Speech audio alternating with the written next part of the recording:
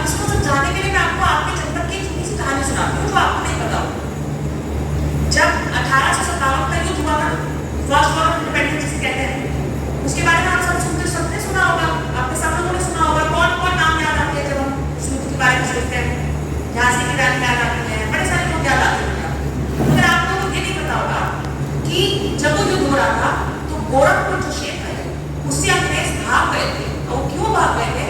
क्योंकि देवरिया का जो लोग थे, देवरिया कुशीनगर का साझा था, देवरिया के लोगों ने इतना तगड़ा काम कर दिया, उन्होंने कहा देवरिया के लोग नहीं संभाल रहे हमसे, और देवरिया के लोगों को न संभाल पाने के कारण वो पूरा गोरखपुर क्षेत्र छोड़ के भाग गए थे। ऐसे थे देवरिया के लोग, और ऐसा आपका नाम था कि अंग्रेजों ने खुद के रिकॉर्ड में लिखा।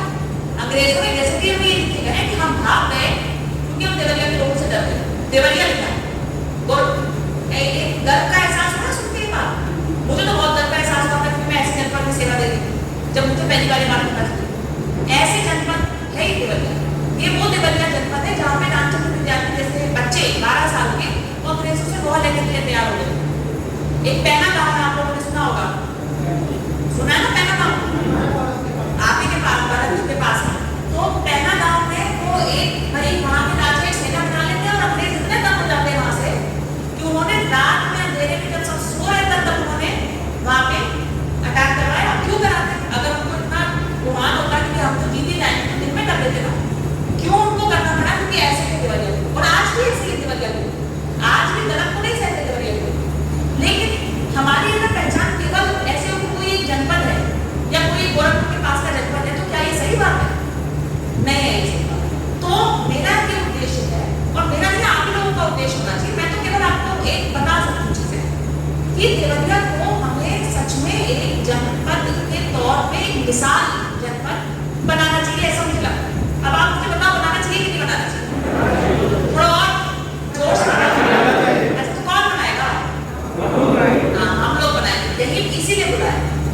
अब क्या होता है ना, जब हम लोगों को बुलाते हैं ना, ज्यादातर लोग कैसे शुरू करेंगे?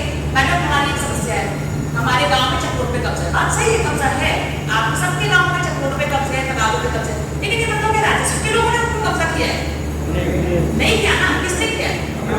आपके लोगों में से किसी का कब्जा मिलेगा? मैं अलग देखती हूँ तो जाकर मिलेगा, ये मैं जान रही हूँ मिलेगा, ठीक है। लेकिन इसी जनपद देवरिया के लोग भी ऐसे हैं, जब उन्होंने कब्जा मुक्ति का कार्यक्रम किया, 900 से ऊपर भूखंड हमने खाली कराए, लेकिन लोगों को कह के कि भैया इसको खाली कर दो, लोगों ने खाली किया। ये आपके गाँव में हुआ होगा या आपके गाँव में साथ के गाँव में हुआ होगा, लोगों ने खुद से खाली की। इसी जनपद देवरिया में लोगों ने चक्रोट के लिए अपनी जमीन दे दी, जहाँ पे मैं खुद देखती आप लोगों ने शायद बात में कम से कम जो बच्चे उन्होंने शायद पढ़ा, उन लोगों ने अपनी जमीन दी कि लोगों के पास रास्ता नहीं है तो हम अपनी जमीन दे दें ताकि लोगों के पास रास्ता हो। तो ऐसे है देवरिया जनपद, ठीक है। लेकिन लोगों को जनपद के बाहर, जनपद में भी नहीं पता लोगों को कि हम ऐसे हैं। मुझे ऐसा लगता है, हम लोग को लगता है कि हम तो ऐसे हैं, बस बेकार है, ठीक है। लेकिन मैं बता दूँ ना, मैं सब जनपद देख के आ रही हूँ, मुझे पता है कि कैसे है यहाँ के लोगों में। अच्छा दूसरी चीज, यहाँ के जनपद में सरस्वती माता का बड़ा आशीर्वाद है, ठीक है। अब पता नहीं आप लोग जानते भी नहीं जानते, पूरे प्रदेश में जितने भी विश्वविद्यालय यूनिवर्सिटीज होते हैं उसमें बीसी का ज्यादातर लोग देवरिया से। आपके पास जानते हैं, हमारे पास तो फोन आते रहते हैं, पता रहता है कितने सारे राज्यों के सबसे टॉप वाले विश्वविद्यालय देवरिया से। तो भाई पढ़ाई तो सब जगह होती है ना, यहाँ पर तो कोई ऐसा बहुत बड़ा पढ़ने का स्रोत भी नहीं है, फिर भी यहाँ के लोग क्यों जा रहे हैं? इसका मतलब कहीं ना कहीं एक आशीर्वाद था, कहीं ना कहीं हमने बहुत एक अच्छी बात थी जो थोड़ी खो गई। दोनों चीजें सत्य है, दोनों बताऊं तो मेरा पर्पस है कि देखिए आप लोगों को हमने बुलाया कैसे? पहली बार आप ही क्यों आए? आपको बुलाया गया था तो हमने आपके गाँव के स्कूल से पूछा, स्कूल सब बच्चों को, सब लोगों को लगभग जानता है, और उन्होंने बताया कि ये व्यक्ति ऐसा है जो गाँव के नेतृत्व की क्षमता रखता है। नेतृत्व का मतलब केवल देखिए राजनीति नहीं होगा, राजनीति वाले भी नेतृत्व करते हैं, अधिकारी भी नेतृत्व करते हैं, लेकिन गांव वाले को नेतृत्व होना चाहिए। गांव के कुछ लोग जो गांव के लिए सोचे, गांव को आगे बढ़ाने के लिए सोचे, उसमें से आप लोगों को हमने चुना। लेकिन हमने चुना है कि आपकी किस्मत ने चुना है कि आपके गाँव की किस्मत ने चुना है, ये तो आपको ये बात तय करेगा। आप कुछ लोग बहुत अच्छा काम करेंगे, कुछ लोग नहीं करेंगे, मुझसे कोई भी पूछा था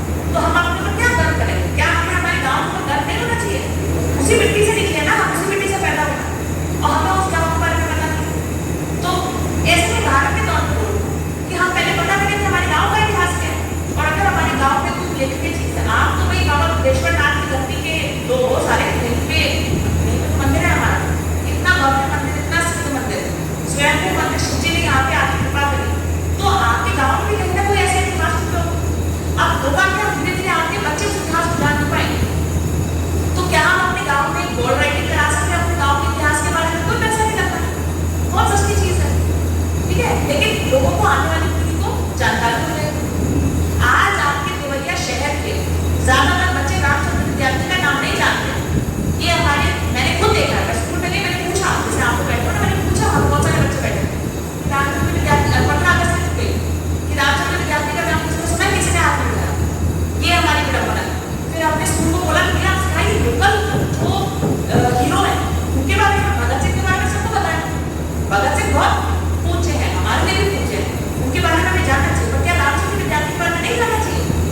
जानना चाहिए ना। और भी मेरे को भी नहीं पता होगा, आप लोगों को, आप ढूंढोगे तो आपको आपके गाँव में पता चलेगा। ऐसे ही अगर हम लोग मिलकर सोचे कि भाई चलो हम अपने गाँव में एक लाइब्रेरी बना लें, कहीं कुछ बुक्स जो बच्चे पास आउट हो गए उनसे ले लें, फिर हम भी आपकी मदद करेंगे कि आप एक अच्छी सी लाइब्रेरी सेटअप कर लें, तो बच्चों का भविष्य सुधरने लगेगा। फिर बच्चों का भविष्य सुधरेगा तो पढ़ाई से सुधरेगा ना। जब हम बोल रहे हैं कि सरस्वती माता का आशीर्वाद है, तो उस आशीर्वाद को ग्रहण करने के लिए पात्र तो बनना पड़ेगा ना।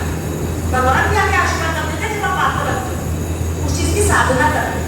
साधना करने के लिए जो आपके गाँव का जो सबसे गरीब बच्चे हैं, क्या उसके पास साधन है? नहीं है। तो क्या हमारा फर्ज नहीं बनता कि हम उसको साधन प्राप्त करें? क्या जरूरी है कि हम हर चीज के लिए सरकार का हेल्प करें कि सरकार ने कुछ नहीं किया, सरकार ने कुछ नहीं किया, सब सरकार तो कर ही देगी। मैं अपनी जिम्मेदारी से नहीं भागूं जिलाधिकारी को, मैं तो अभी जनता सुनवाई करते आती हूँ, बहुत सारी समस्या सुलझाने का प्रयास किया, आगे भी करते हो। लेकिन जब तक किसी भी जनपद या किसी भी देश, जब तक देश का आदमी ये निश्चय नहीं करता कि मुझे अपने देश को विकसित बनाना है, तब तक देश विकसित बन ही नहीं सकता।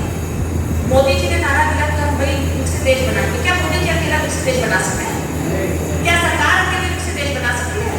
नहीं। जब तक आप हर जगह पे बैठे इंसान को, क्या जब तक गाँव में बैठे हर इंसान के मन में ये सपना नहीं होगा ना कि और कहाँ पे बैठे अधिकारी के तौर पर नहीं, क्योंकि सब बड़े परेशान है, सवाल क्या करूँ, स्वागत करूँ, वो सब ठीक है, काम ये तो काम है, ये तो इनकी नौकरी है। लेकिन जब इस व्यक्ति के मन में अपने देश के प्रति जब तक नहीं होगा ना कि मुझे कोई ऐसा काम करना है कि मेरे काम से देश के विकसित होने में एक कदम आगे बढ़े, तब तक देश विकसित नहीं होगा। तो ये है आपको बताने का पर्पस। उसमें सब शामिल जो आपने बोला कि हमें सामाजिक रूप से जागरूकता करनी है, आपने बोला हमें स्कीमों की जागरूकता बतानी है, उन्होंने बोला कि हमें जन आंदोलन बनाना है, सब कुछ करना है, मगर हमें बेसिकली क्या करना है कि हमें अपने गाँव को आज जो भी है उसे 1 महीने बाद या 1 साल बाद उससे बेहतर गाँव बने, उसका प्रयास करना। कैसे करना? हम दोनों हाथों से मिलकर सोचेंगे। हम आप लोग का एक व्हाट्सएप ग्रुप बनाएंगे, आप भी सोचें, हम भी सोचेंगे। हम नहीं कहते कि हमने आपको बता के छोड़ के आप जाओ जो मर्जी करो। मुझे भी मैंने आपको पता नहीं बहुत बड़ा काम दे रही हूँ। भारत को विकसित देश बनाना छोटा काम नहीं हो सकता, बहुत बड़ा काम। हम चाहते हैं कि देश के लोग हमें देख के बोले कि जैसे सोने की चिड़िया देखो, बोलो सोने की चिड़िया, चाहते हो ना, सब लोग मन से चाहते हैं, तो कुछ करना पड़ेगा ना। सिर्फ आपस में लड़ते रहेंगे तो नहीं होने वाला है, सिर्फ गाँव की संपत्तियों में कब्जा करते रहेंगे तो नहीं होने वाला है। तो हम लोगों को मिलकर इस दिशा में काम करना चाहिए, इसके लिए मैंने आपको यहाँ पे आज बुलाया। तो आप लोग मेरे साथ हो कम से कम। अब वोट लगाया है तो गर्मी ज्यादा हो, भूख लगी, मेरे साथ हो इसमें? चलिए आप ठीक लग रहा है। तो हम लोग देखो, मुझे भी नहीं पता, जैसे मैं कहती हूँ इतना बड़ा काम है तो मेरे पास आने की जरूरत थोड़ी है, मगर मुझे लगा, मुझे मन में आया कि हम तो अपना चाहे जितना मर्जी मेहनत करते, जब तक हर एक गाँव में से कुछ लोग नेतृत्व की क्षमता बांटे, नेतृत्व नहीं देंगे, हमारा काम सारा जो है वो सरकारी के तौर पर रह जाएगा। तो इसीलिए आप लोगों को अपना बताया, सोच ये है। अब मुझे लगता है जब सोच अच्छी होती है तो उससे कोई नुकसान नहीं होता, फायदा कितना होगा वो इस बात पर निर्भर करेगा कि हम कितना मेहनत करते हैं, आप कितना मेहनत करते हो, कितना लंबा सफर जाएगा वो तो आपके पे निर्भर करता है। लेकिन जो भी होगा पॉजिटिव होगा, ये तो हम सोच ही सकते हैं ना। तो हम इस दिशा में, अब जैसे फॉर एग्जाम्पल हम आपको एक छोटा सा उदाहरण बता, हम लोग सब कहते हैं बड़ी बेरोजगारी तो है ही हमारे देश में, कोई मैं सरकार की अधिकारी में बोलूँगी नहीं है, ऐसा नहीं। लेकिन क्या हम ऐसा कोई मॉडल नहीं विकसित कर सकते देवरिया का मॉडल हो, बात पूरे देश में लागू हो कि हर एक गाँव में हमें ग्रुप बनाए, स्वयं सहायता समूह नहीं, आप चाहे पुरुष हो, उसमें वो बात नहीं है, वो कोई चीज़ उत्पाद करें, उसको खरीदने के लिए न्याय पंचायत लेवल पे ये सिस्टम सेटअप हो, धीरे धीरे करके बना सकते हैं अपना जनपद लेवल पे, और जनपद से आगे जाए उसको हम एक्सपोर्ट करें या कहीं और भेजें। क्या ये बहुत बड़ी बात है? नहीं है। लेकिन हम लोगों को मिलकर करना पड़ेगा। हम भी अपना दिमाग लगाएंगे, आप भी लगाओगे, हम मेहनत करेंगे, आप मेहनत करोगे तो जरूर होगा। बस इच्छा शक्ति है, एक इच्छा शक्ति और एक दिशा, और दिशा भी हम लोग मिलकर खोजेंगे। इच्छा शक्ति आपको लानी, वो मैं नहीं ला सकती, वो तो आप घोड़े को क्या कहते हैं, कोई इधर लेके जाओ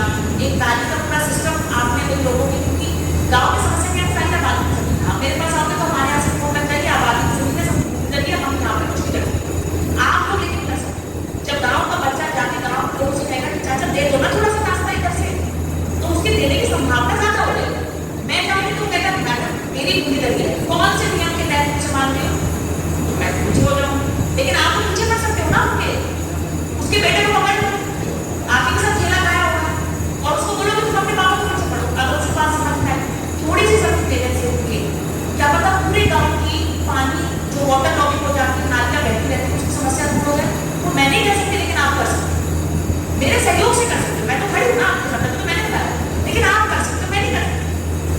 हर चीज का हल सरकार में नहीं है, ये बात आप समझ रहे हैं। तो हम शुरुआत करें इस चीज की, ठीक है, तो हम